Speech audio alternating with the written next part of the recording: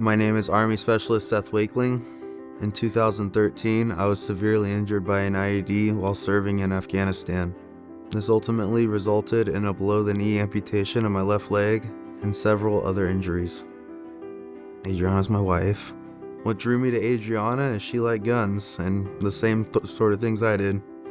We've been together 9 years and we've been married for going on 7. She's a very strong-willed individual and has a big heart and is a very caring person. She can handle her own. Jeremiah's our oldest, and I guess he's a lot like I was when I was younger, very high energy throughout the day. I'm a volunteer firefighter, so he's very into fire trucks now too and responding to emergencies and stuff like that.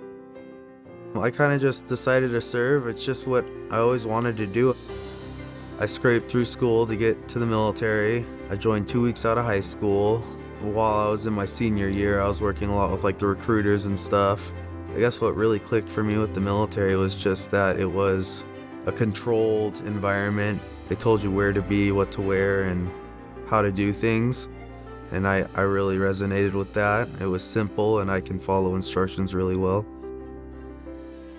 The day of my injury was September 25th, 2013. What had happened was we were 8.5 months into our 9-month deployment. We had one more mission that they asked us to go and do for route clearance. I was a combat engineer. I was the lead dismount on one of the dismount teams. Found a new route that I thought we could take. It was over a canal through some really thick brush.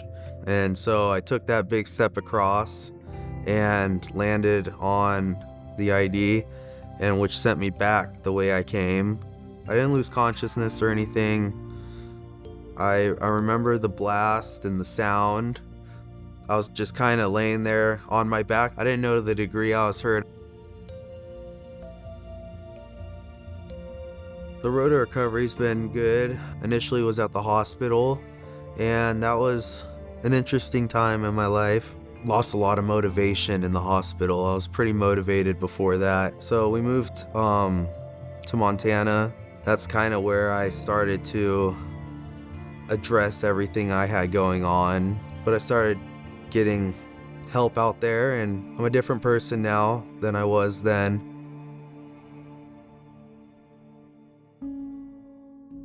So we live in Darby, Montana. I live in a small 2-bedroom, 1-bath. It's 900 square feet. It's just a little house. The floors it's like a roller coaster. If I don't lock the wheelchair, I'll get up and wash something in the sink really quick. I realize I forget to lock the brake, and I look behind me, and it's going off, picking up speed across the house. All right, that's awesome. Goodbye. I didn't need you anyways. The house isn't high up or anything, but there are steps to get up to the house, and so getting out of the house without a prosthetic is challenging. I'm either using crutches or a wheelchair, and with small kids, that's really hard. My wife was actually the one who found out first about Homes for Our Troops. She is my caregiver. She was on a caregiver trip. She met people there that were in it, so told me about it, and I don't really need that. I'm not that disabled. There's dudes out there missing both their legs and arm, and those are the people that they're talking about, sort of thing, that they're gonna give a house to. She wanted to apply regardless, and that's kind of how it started. My first impressions of Homes for Our Troops was that impressed or blown away that there's people who there's not really any hidden motive. This whole process has shown me a lot that people aren't just out there for gain. If I got a home for Homes for Our Troops, the biggest thing for me would be being able to actually use my wheelchair. That would be a game changer. Actually have a bathroom that I can go into without crutches or hopping. A place where I could heal from my leg, because I'd be able to get around and do things with my kids. And Homes for Our Troops is a group of people who really actually care. To all the donors and supporters, I just want to say thank you for showing that there's people that really help other people